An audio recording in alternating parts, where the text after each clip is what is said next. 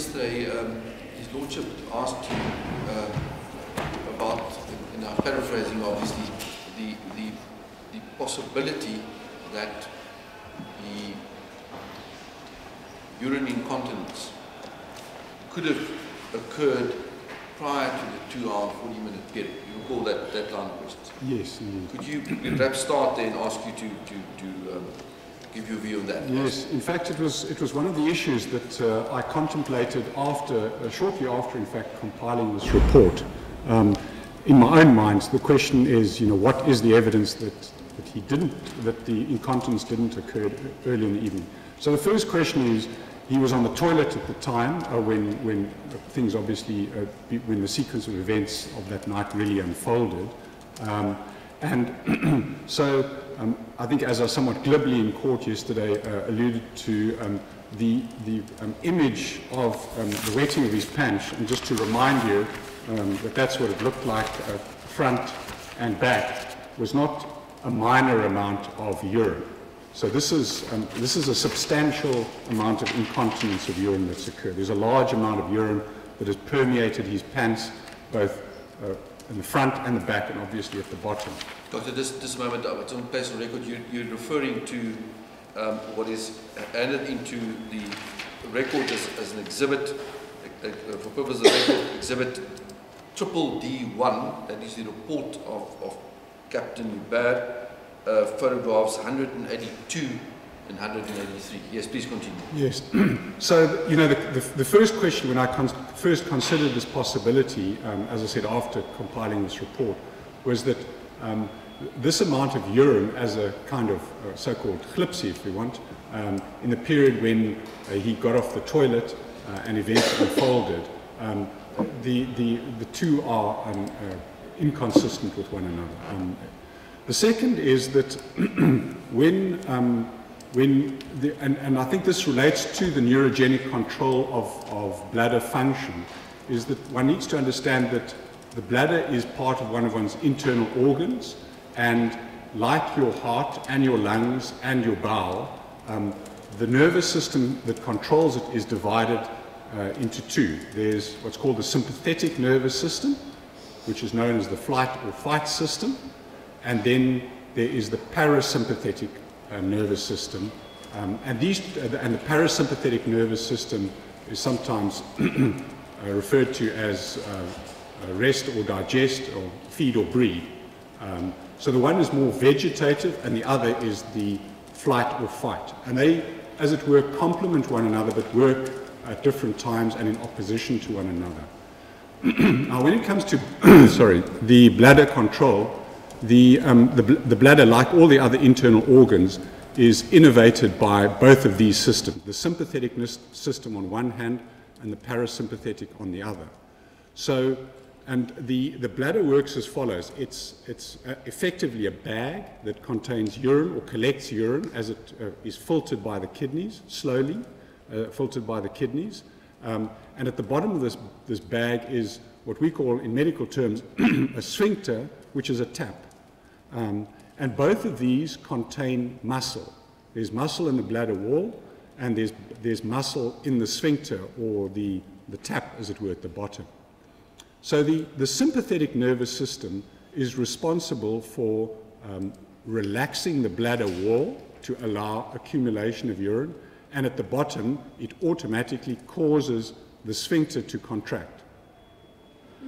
When you and presumably that has developed in an evolutionary sense to allow us, when we're in flight or fight mode, not to urinate at that moment. So the bladder dilates and the sphincter contracts. And it's only when we're in a kind of rest or repose mode where the parasympathetic nervous system takes over. And the same applies to your bowels, for instance.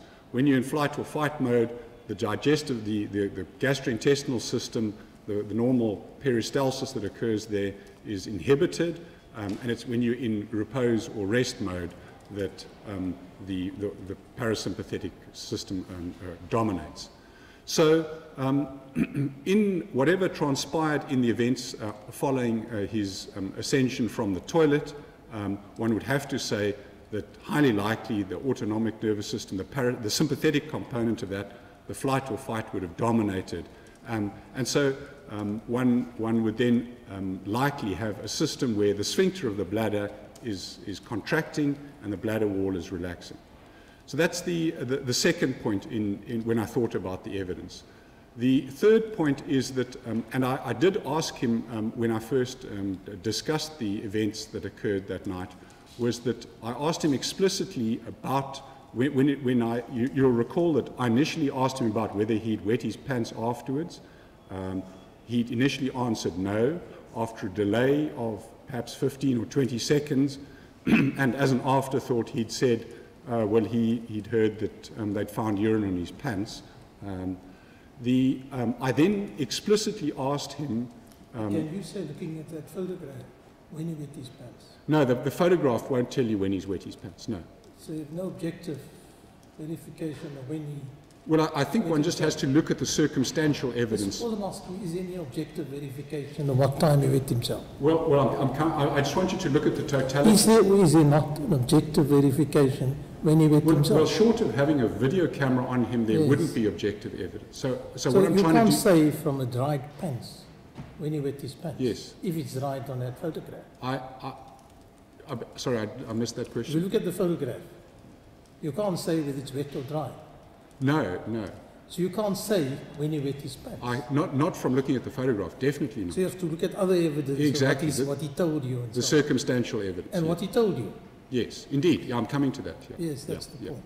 So, so what he told me when I asked him subsequently about whether in the events that led up to his period of amnesia, whether he had wet his pants, and whether he was aware of having wet his pants. And his answer was an emphatic no. We'll come to this later, but bear in mind that his report of events was that he was lucid prior to the period of amnesia, right? So if that's correct and you have this amount of urine in your pants, we'll talk about neglect in a moment, then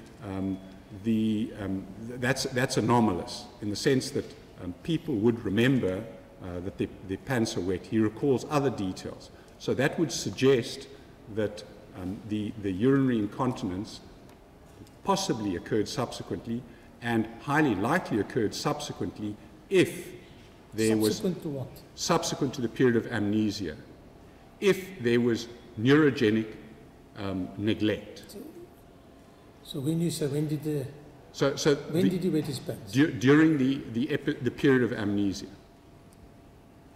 The 2 hours, 40 minutes. Correct.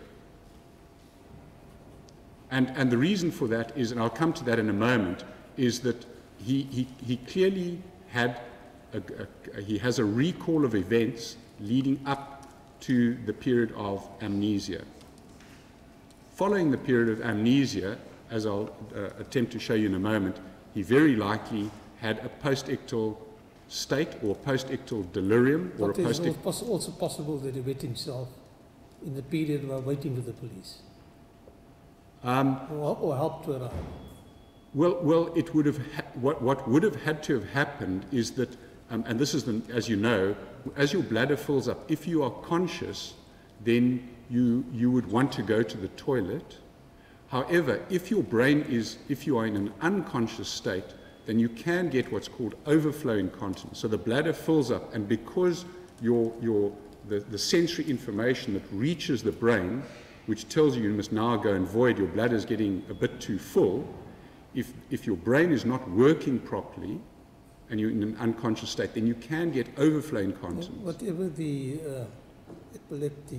epilepsy and epileptic attack, the trauma of the events of that night, wouldn't that make you want to wee as well? You undoubtedly, but then you would be conscious of the need to go and urinate. So we have, just like if you've got pain in your leg and broken a knee, the sensory information gets to your brain and says, my knee is very sore. You've been stabbed in the left abdomen. My left abdomen is sore. The sensory information gets to the brain. If you're conscious, it's appreciated. If your brain is dysfunctional, it's not working properly, you might not be aware of it. But you also, going to toilet would be a conscious act. Absolutely. Absolutely. You're now in a state of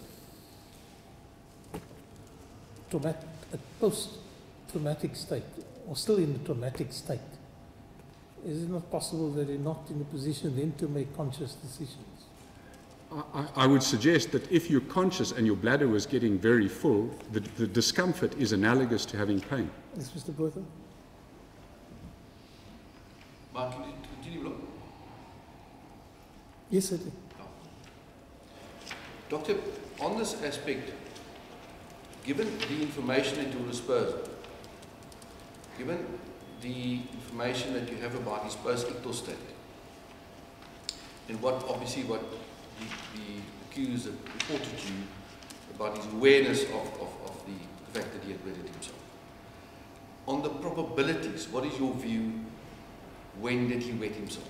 I think it's highly likely that he wet himself during the period of amnesia. I think it's highly likely that he had an epileptic seizure then, and it's highly likely that following that he had what's called neurogenic neglect, or the neurological phenomenon of neglect, where the brain wasn't working properly, and that he was therefore, despite the sensory information reaching the brain was sufficiently dysfunctional during the post-ictal period that he neglected, as patients with dementia do, or other patients that we have in our ward with a delirium, where the brain is not working and they're awake and aware, they wet themselves but they're not aware of it. Perhaps it will be convenient for me to ask you this question at this stage outright. Your diagnosis of the accused suffering from juvenile myoclonic epilepsy, how certain is that diagnosis? I think, as I indicated yesterday, that while there are no certainties, I'm as certain as I will be of anybody's diagnosis. Certainty of anybody's? Of any epilepsy diagnosis. We have a history, we have an EEG, an interictal EEG recording that proves that he has epilepsy, and we have recorded epileptic seizures in the form of epileptic myoclonus.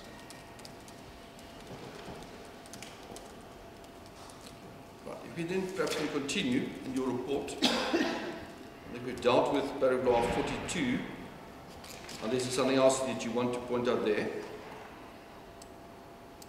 No, I think just to say that the phenomenon of incontinence occurs commonly in patients with generalized tonic-clonic seizures. I think, as you'll see from the appended literature, that it doesn't always occur during a generalized tonic-clonic seizure.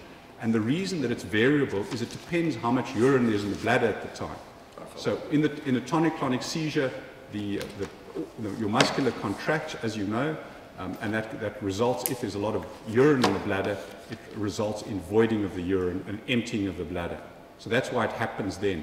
It's far, far, far less likely to have happened in the post-ictal period. In fact, very unlikely in the period when he's unconscious but recovering from the seizure, because in that period you'd have to get overflow incontinence. So it's possible, but if you take 100 people in our ward who have a generalized tonic-clonic seizure, the vast majority of them, I say the vast majority, I cannot remember anybody developing overflow incontinence during the post-ictal period. Fine.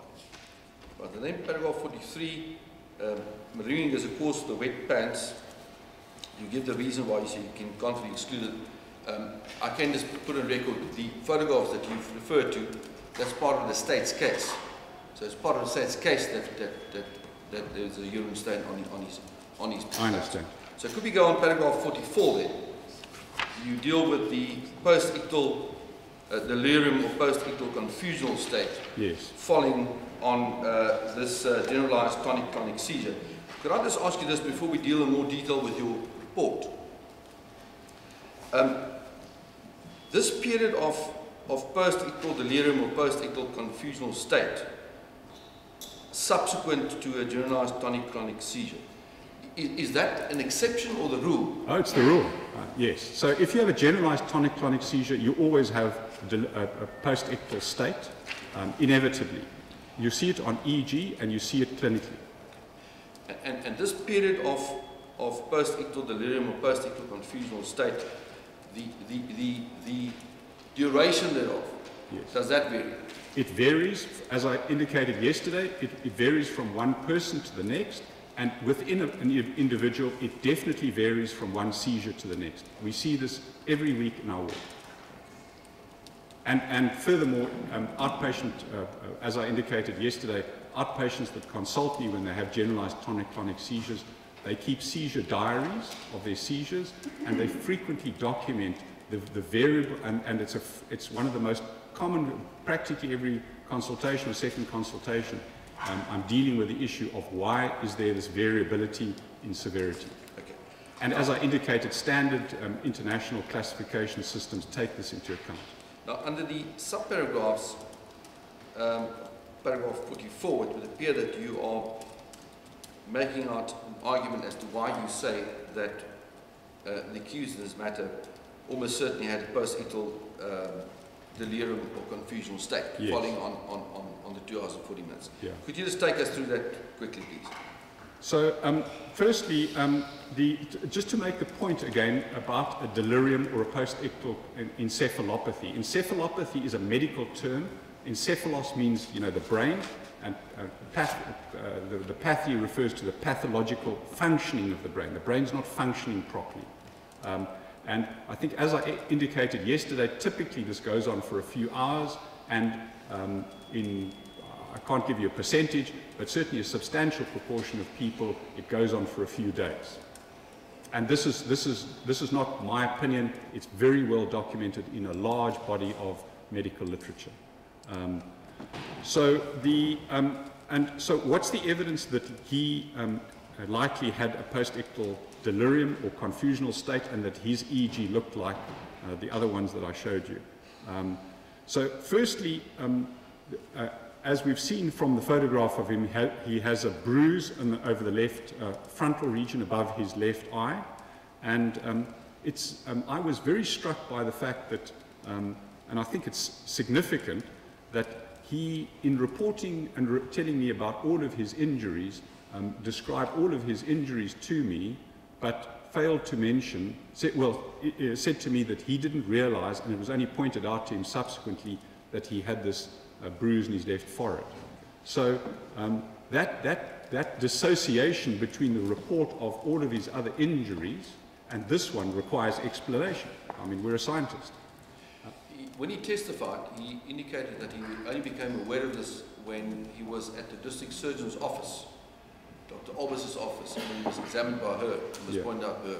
Could you comment on that evidence? Well, I think that corroborates the history that he told me. And he told me he was aware of these other injuries. Yes. So this dissociation requires scientific explanation. Right?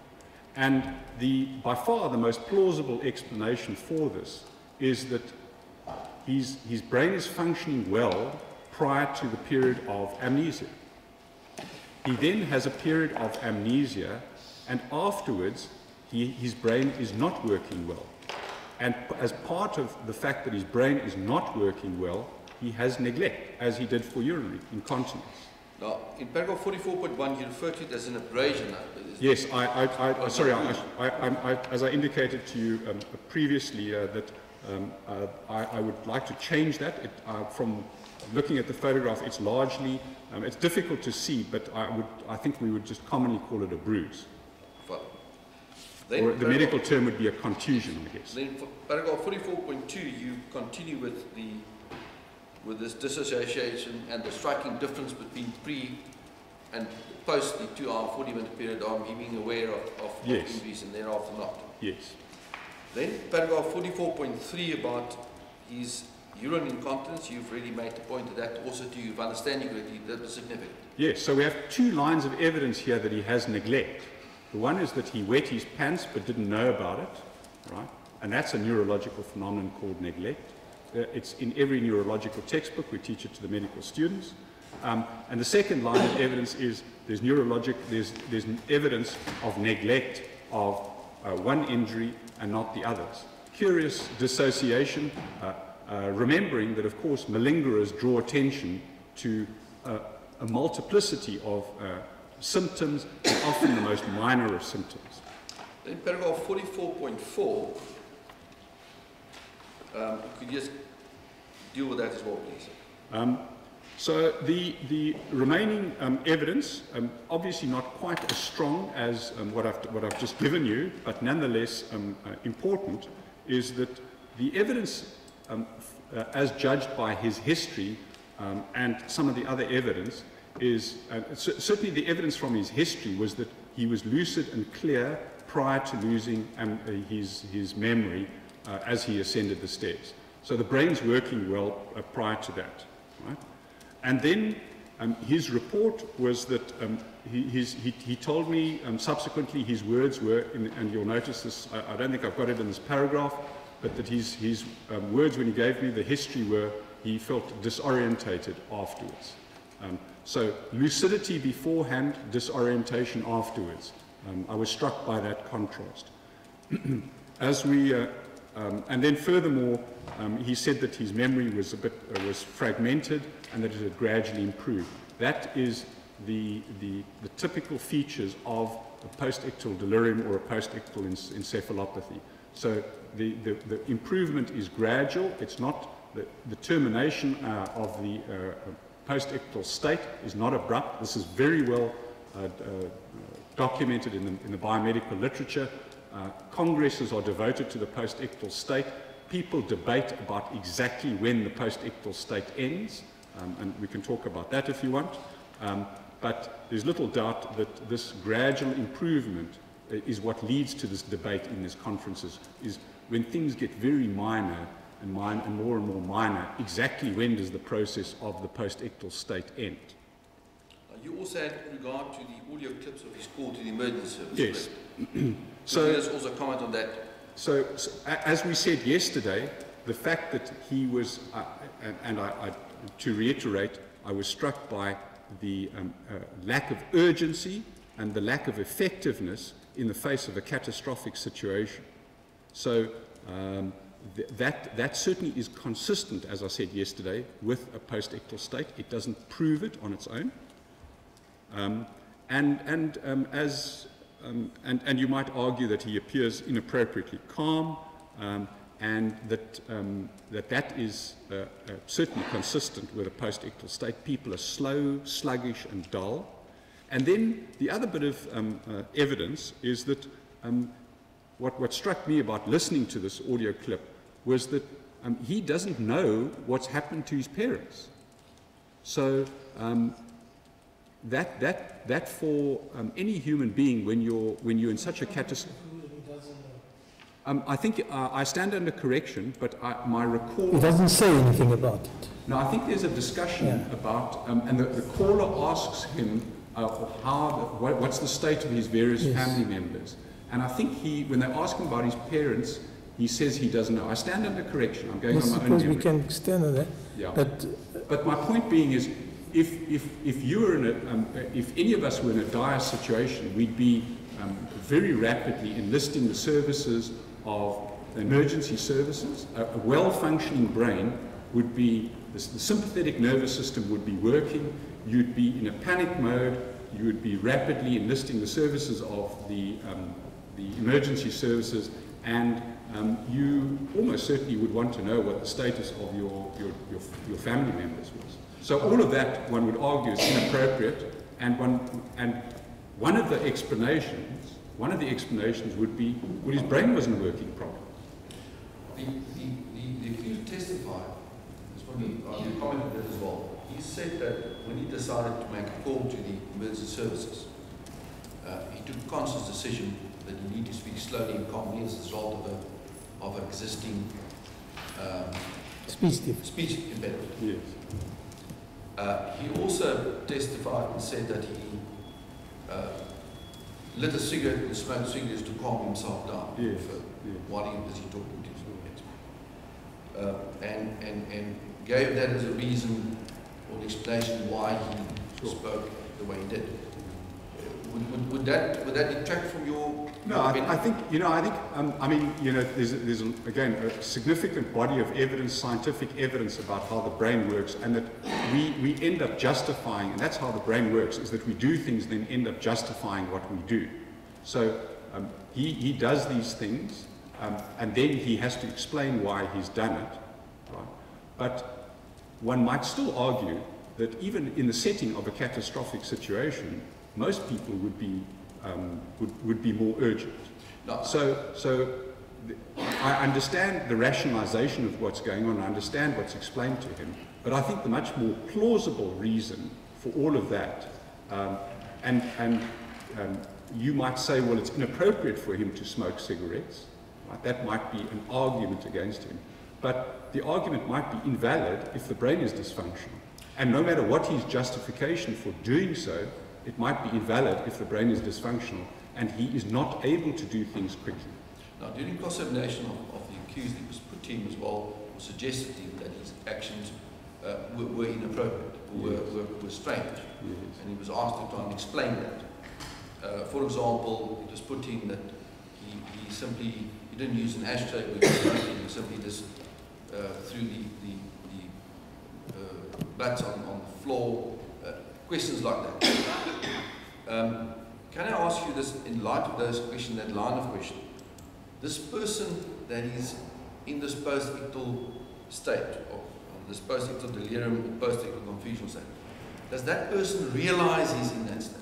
Well, I think firstly it depends on what stage you are in the post-ictal state, but when the brain is dysfunctional, you're capable of walking and talking, but as you ascend the higher levels of cognitive processing, those are the ones that are most vulnerable during cognitive processing. So your processing speed is slowed down, your ability to strategize, your ability to do things quickly, those are the things that remain dysfunctional, despite the fact that you're ambulant and able to talk, etc.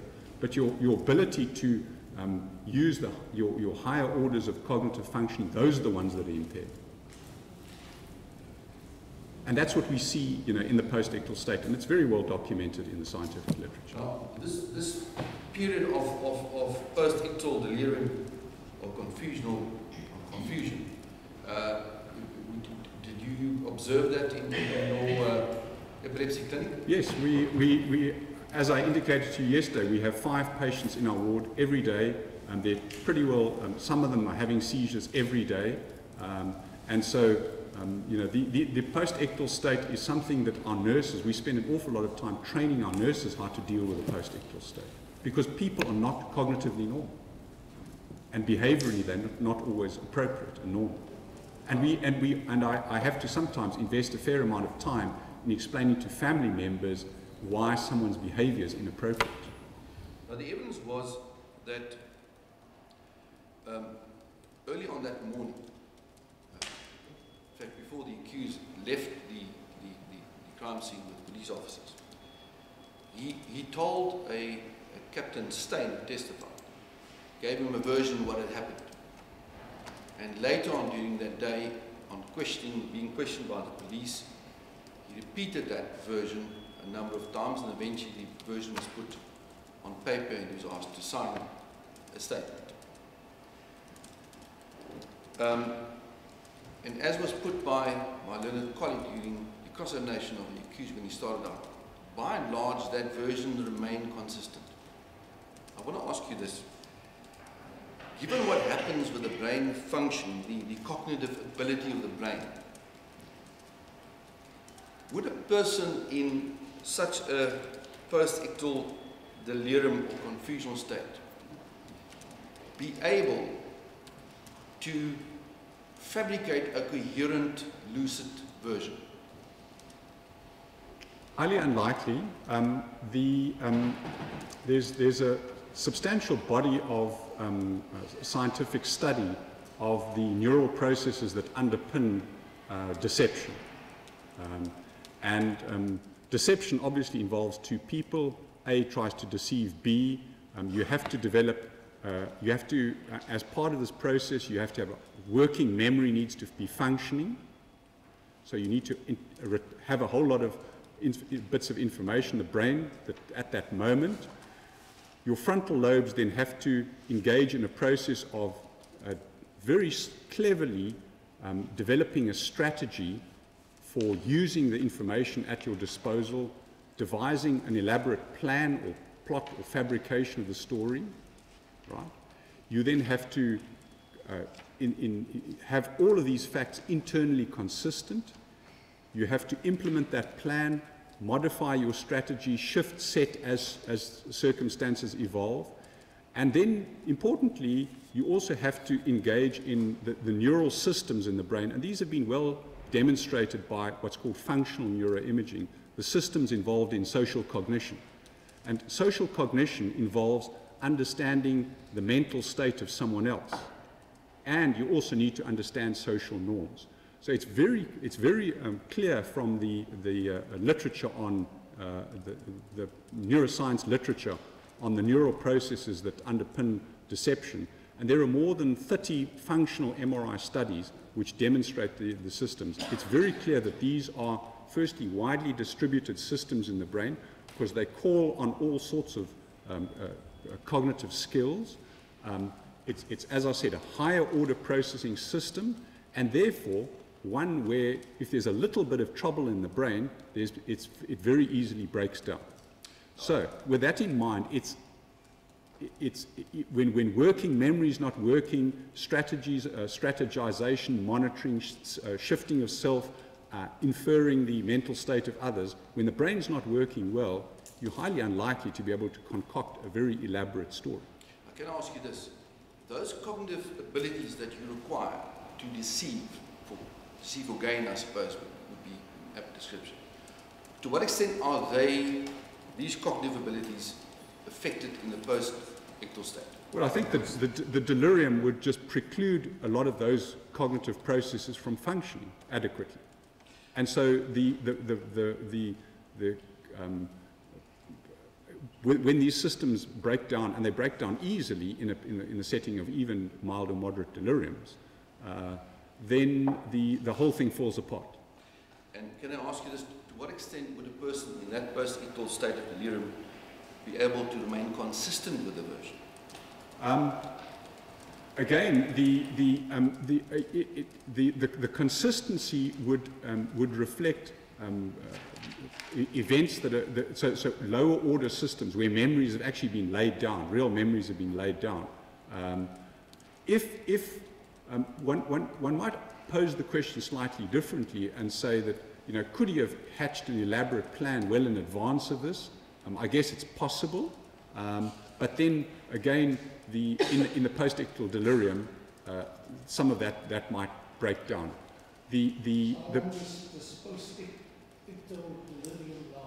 Well, I think the rule of thumb would be at the very minimum several hours, and to give you some idea, and I think it's a very good question you ask. I think because of the duration of the post-ictal delirium, which is typically hours and sometimes days, and I think I showed you an EEG yesterday of someone 44 hours, a patient who was in the ward recently, and this is not uncommon, someone 44 hours after a generalized tonic-clonic seizure, her brain still wasn't working normally, despite she felt fine, and even her family thought she was fine. It was on cognitive testing that I could see these higher order functions were not working adequately. So the point is the post-ictal delirium is variable, but certainly hours or days. And so much so that I have to be very careful when people have seizures of saying to people that you shouldn't go to work today, and if there's any doubt, you mustn't go to work for a few days. You do not write examinations on the day after. If you have a seizure at 6 in the morning and you've got an afternoon exam, you do not write an examination. And if you are going to make any financial decisions or important work decisions or any of those, you definitely don't make them on the day after a generalized tonic-clonic seizure. And if there's any doubt, you don't do so for several days. Coming back to the ability to remain consistent, perhaps I should have asked you, if we accept for purposes of my question that the accused has fabricated this version, would the fact that this is a fabricated version play any role in his ability to remain consistent with his version in this post-ictal state or not? If in terms of the memories? Yes. No, not at all. The memories were just like he was walking. The actual events, although they're fragmentary, they laid down there. Yes. So and when a memory is laid down, and it's laid down, then it's there. Yeah. So it's fragmentary. But in contrast to that, if it was a fabricated version, it's not laid down. Somebody needs to recall. Yes, indeed. Yeah. I follow. And then you have to engage in the fabrication. You have to engage these much more widely. Not the issue, whether the issue is fabricated or not. It's an issue for the court. And I would agree entirely. Entirely depend on a variety of different factors. I would agree to come to 100%. that Yes. conclusion. Yes. I would Our agree. task sometimes more difficult than your case. Yeah. I understand. It's the way- Well, I was obviously not trying to usurp the Yes, function of please. the court. I'm just presenting evidence that your lordship Yes, should be aware of that. bordering on usurping my function, but carry on. No, with Not, respect, not Lord, you, the witness. respect, Lord, I just need to place on record the reason why I'm presenting You this. don't place anything on record, you can carry on. Yes, but you also made a remark that might be important in the contents of the case. What is I the need point? to ask it and follow-up question if I don't understand your lordship's. No, all I wanted to know was, I was indicating to you, that to decide whether something's factually correct or not, that is a decision of the I have court no makes. problems with it. I have And no I was problems. just wondering whether you, with this witness, was not venturing onto a field which he should not No. venture. What I'm getting this witness say is You something can get very himself the way important. we should Yeah. say. Doctor, what I'm trying to get to is this aspect of the ability of somebody for its cognitive functioning to still function properly. If I understand it, that is your evidence, and that's something that you want the court to Yes, take into consideration. I think it's definitely in my sphere of competence, which is that if he has a post-ictal delirium, the brain is dysfunctional, and that the complex higher order neurobiological systems that are engaged in deception would become dysfunctional. Right. And then can continue in your report. So, what do you say about what is dysfunctional? Means they're not working properly. The brain. Yes. So if your brain's not working well, one of the first things to go would be systems that need neural systems and neural pathways that call on multiple But if you give a sophisticated. relatively coherent version of what happened, surely your brain is working. It is. He's up and walking. So it's not a question of walking or not walking. It's not a question of him remembering or not remembering. It's the perfection with which it's done. So clearly, I mean, his history, to me anyway, was that his memory was fragmentary. So it wasn't a question that it was working or not working. It was partially functional, but we would still call that dysfunctional. Perhaps I can just ask you to go back slightly to paragraph 44, where you indicated, and perhaps just get that on record. Are you saying that in this post-ictal delirium or post-ictal confusional state, that there is no function of the brain, or are you saying it's dysfunctional? I repeat, it's dysfunctional. Right. So it's prone to errors. So the errors in memory would be that you don't lay down all the memories properly. It's fragmentary. I follow. If you then can And continue, although you're able to do things, you might be slow in doing it. The brain is dysfunctional. You might walk, but you might walk a little bit like a drunk person. Your balance might not be perfect.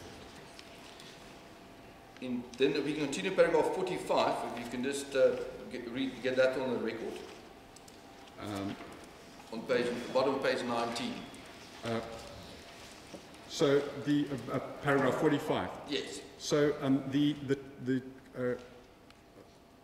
I wrote there given the compelling evidence that he had an epileptic seizure on the night of the murder of his parents and brother, malingering as the cause for the reported period of amnesia is so unlikely that the possibility can effectively be disregarded. Then, Doctor, page 20 and to 22, you've asked certain questions, and we are to be answering them. Should we perhaps go through them just by way of summary, just indicate to His Lordship what you mean? The first question is, what might have precipitated the seizure on the night in question? Yes. Others, what would have caused it? Yeah. So I thought to answer this, I mean, the fundamental question here is it just coincidence that this guy happens to have had a seizure on the night of the murder, or is there a scientific explanation for this, right? So the scientific explanation is as follows. We know that he has epilepsy in early 2015 based on the presence of myoclonus from early 2015, right? So the epilepsy is there. So then is it just toevallig, coincidental, that on the night he happens to have an epileptic seizure? And what I want to do is present you with the scientific evidence which demonstrates why he was at higher risk that night than ordinarily for having an epileptic seizure, right? And that would be? Your evidence will be that he was higher risk on that higher night. risk on that night. Correct, yes. But before we even get to that, the issue is this. What precipitates epilepsy? Yes, so this is what we're coming to in this There's discussion. this particular instinct, but Yes. in general terms. So the advice that I and all my colleagues give to patients is that you should avoid sleep deprivation, right? That you should avoid drinking substantial quantities of alcohol, and there's a bit of a debate about exactly how much. And that in terms of organizing your life, you should try and avoid extreme stress. And we'll deal with the scientific evidence for each of those. But that is common advice given by all neurologists in this country and across the world to patients with epilepsy. So, what could precipitate a seizure, if I understand you correctly, is a lack of sleep and alcohol use. Yes, and we'll come to the issue of stress as well. Stress, we'll deal with this now. Can I ask you this? Would you need to consume the alcohol and then immediately thereafter you run the risk of seizure? When in the consumption of the alcohol So does it come a risk? both the evidence from animal experiment, the experimental evidence in animals, so you can, animals, as you know, have epileptic seizures, or you may or may not know. So the evidence from animal studies and human studies is that at the time of drinking a large amount of alcohol, the alcohol is relatively protective against epileptic seizures. And it's in the period, in the hours following the disappearance of the alcohol from the brain, that you then enter a period of disproportionately high risk of seizures. And so much so that this is commonly referred to as rum fits, right? It's not while you drink the rum or the alcohol, it's in, and most patients report this when they have it is the next morning. So they go out partying. In this case, there was no real alcohol. His report was of 2 or 3 glasses of alcohol. That's what he said, yeah. Yes, that's what he said, that he shared a bottle of wine with his father sometime earlier in the evening. Okay? I was about to ask you, the accused testified has also alluded to in his plea explanation that he had wine the previous evening, Correct. as he reported to you, and also on his version, he didn't sleep that evening. Correct. How would that fit in with the precipitation of a seizure? Well, that is one of the most common precipitants of seizures that we have. Well, alongside stress, and as I said, we'll come to that in a moment. But those 3 are reliably identified by patients, by neurologists, and by the neurological literature as being precipitants for seizures. But his blood was drawn that night, and there wasn't significant blood in alcohol. That was the next day, and I think just to stress the point that I made a few minutes ago is that it's not during the period of drinking the alcohol, it's when the alcohol has disappeared out of the brain that you are vulnerable. So people who drink at night, they don't get the seizure that night, they get it the next morning. That's the period of maximal vulnerability. Is it even moderate drinking as this? Well, there's a... If my impression of moderate drinking is correct, Mr. Breda. Yeah, I think that's a good question, Your Honour. The scientific evidence is, it's debated by people whether that risk rises after 2 drinks or 3 drinks. The scientific evidence suggests that 1 drink early in the evening is okay. And then the risk appears to rise from about 2 or 3 drinks earlier. And then it rises in proportion to the amount that you drink. I think his lordship was alluding to the fact that it's common cause within the state and the defence that the accused's blood was drawn in order to test for blood alcohol contents. On his version, it would be more than 24 hours after he consumed the alcohol. Yes. and that came back as without any plateau content. Yes. Would that necessarily exclude him having had a drink more than 24 hours per day? Not to the best of my knowledge. Right, then let's go over to the role of stress. Could you just perhaps quickly deal with that as well? Okay, so when it comes to precipitants of seizures, the most common precipitant that patients tell us about, not me, right across the world, and this is, it's a subject of many scientific papers, the role of stress in precipitating seizures. And the evidence until relatively recently has been, the systematic scientific studies, when questionnaires are put to patients about the precipitants for seizures, demonstrate that stress is the most common precipitant identified by patients with epilepsy for their seizures. Right? The scientific question then is, how do you prove that unambiguously? And these are very difficult scientific studies to do. And hence the evidence has been somewhat ambiguous until relatively recently. But recently there have been several studies. I've appended one of them, I think one of the abstracts, where people attempt to measure what's happening in the brain in terms of the frequency of these discharges that I've told you about, and a cortisol medal. So not subjective measures of stress, but you're correlating stress hormones in the body with seizure discharges in the brain.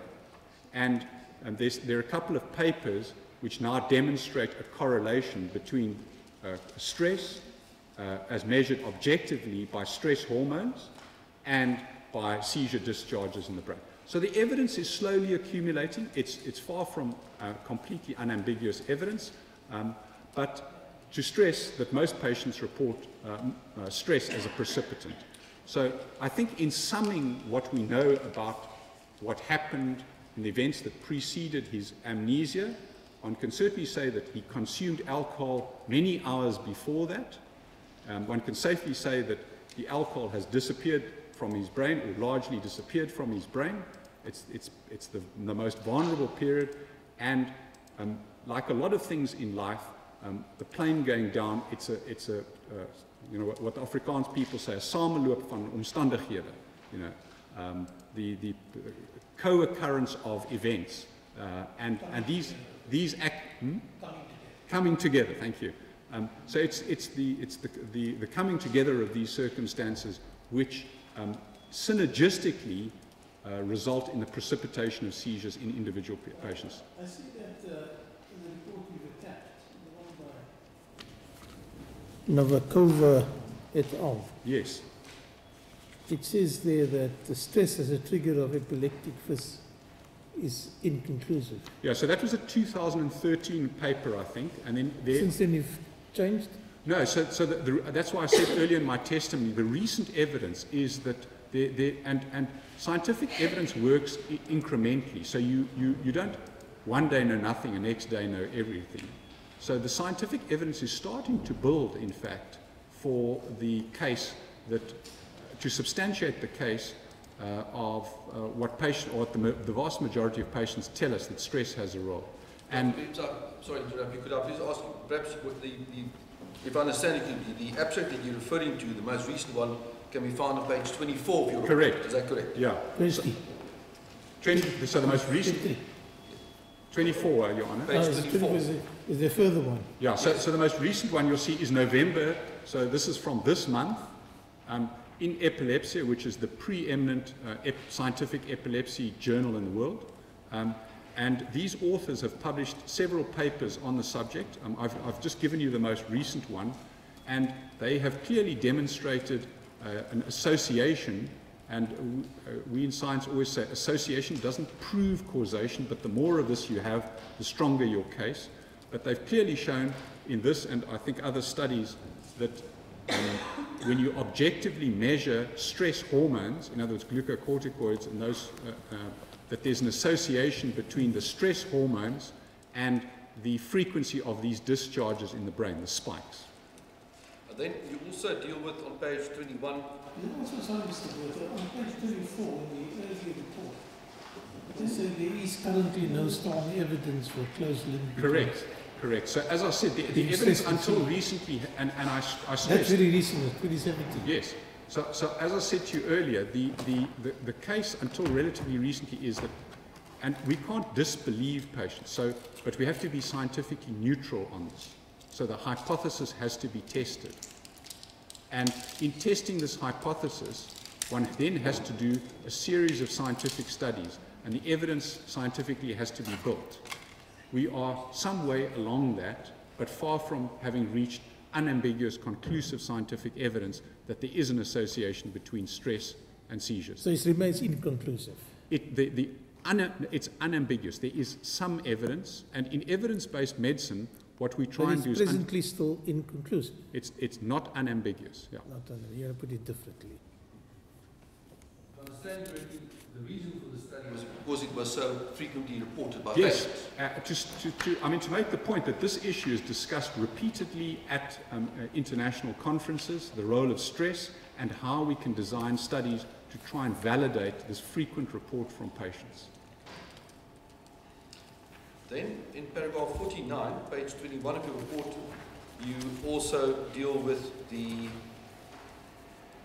issue of medication, the antidepressant that you're on, that could have been a precipitation for the yes. So there's a perception amongst many patients and sometimes even doctors, based on what's written in the package insert of what are called the medication that he's on, fluoxetine, the selective serotonin reuptake inhibitors. In the package insert, it says, there's a long, as you know, package inserts have this innumerable list of potential side effects and risks. And a lot of those are not scientifically based, believe it or not. And so here's a very clear example of that. When the scientific, and the evidence here is pretty well unambiguous, is that in all of the randomized controlled trials that have been performed in the world for fluoxetine, those randomized controlled trials, before that medication gets registered by the FDA in America, all of those trials have to be submitted to the FDA, right? And in these trials, people are given one of two things. They're given sugar-coated tablets, also known as placebo, or they're given fluoxetine, right? And in these studies, this particular publication, I think they're close on 100,000 patients, right? So huge numbers of people who are given either fluoxetine or placebo, or SSRIs or placebo, right? Large numbers of people.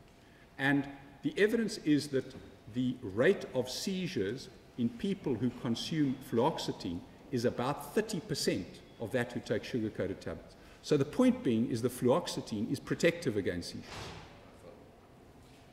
And that is very strong scientific evidence. Randomized controlled trials in evidence-based medicine, especially when there are a number of them, and they show this. Which paragraph was the report? Page 21, paragraph 49. 49. I just want to take you back to paragraph 41. I think you have missed that point. Sure. The point of extreme sleep deprivation. Now, we have an unfortunate past in this country, Dr. Butler.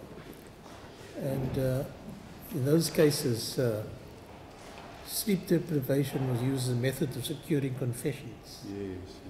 And extreme sleep deprivation was when you were kept 4 days awake by the security police to exact a confession. Now, I was familiar with sleep deprivation. In that context, also international concepts of sleep deprivation to secure confessions. But I've never heard one night's sleep, not sleeping for one night, being described not as extreme sleep deprivation.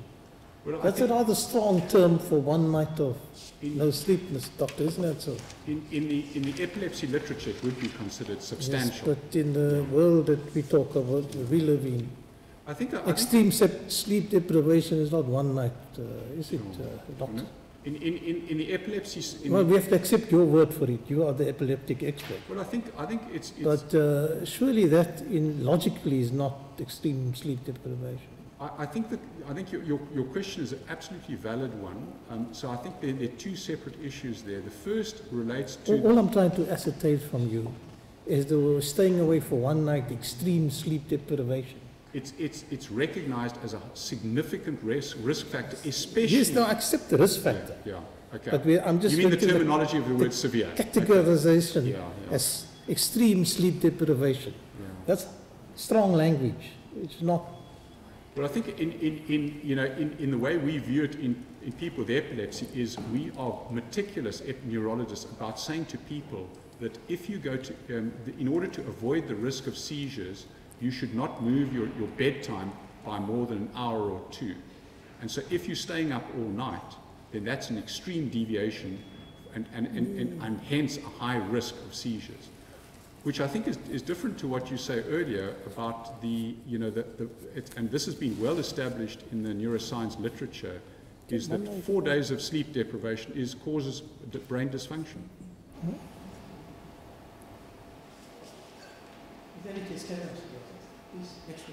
Lord, I'm just trying to find the passage where your Lordship referred to the sleep deprivation. I didn't hear them. Paragraph 8, the top the lines. Of paragraph? 21. Sorry, page 21. Perhaps it would be useful to rephrase it and say that a night without sleep represents a substantial risk of precipitating seizures. That's different. In someone who has, especially someone who has a genetically determined. That may be different. Thank you. Yes. Different to yes, I understand the use of an English term to describe a scientific. Sleep deprivation is a concept that's... I accept your criticism, Your Honour.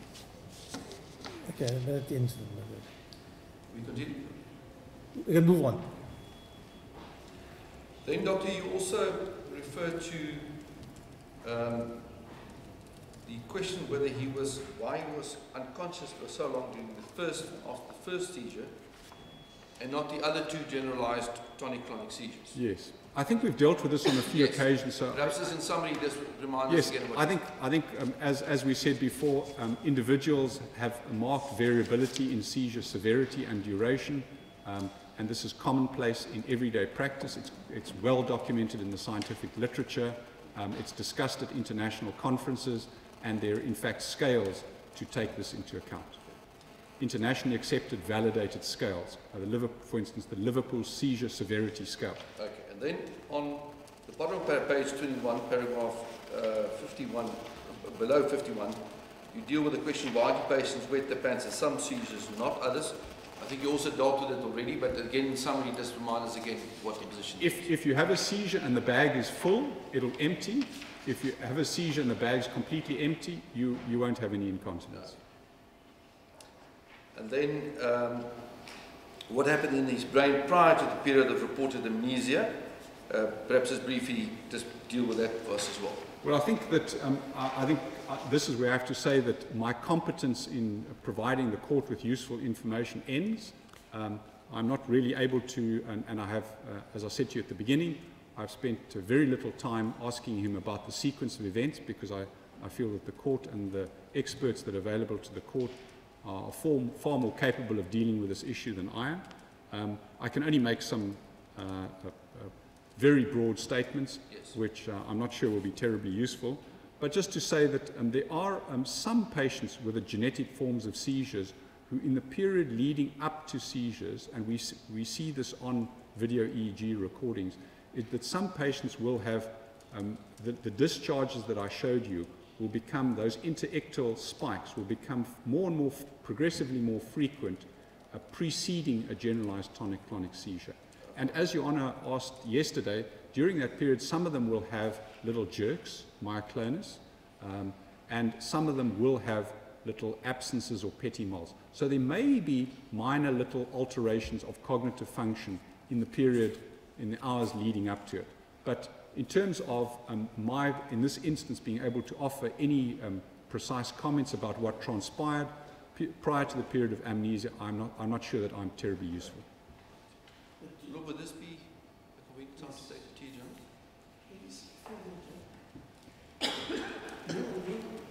Besides your evaluation of this patient and your scientific evaluation of his condition, you also spend many hours in consultation with him. learning about what happened? Well, in truth, Your Honour, the Friday night would have been of the order of 45 minutes, maybe an hour. The Saturday would be a similar period, and the Sunday a similar period. But you seem to have a detailed knowledge of what the evidence was in this. Well, I focused on the medical issues. Bear in mind that I'm reading EEGs. I've got probably 10 or 15 patients in the ward on a weekend.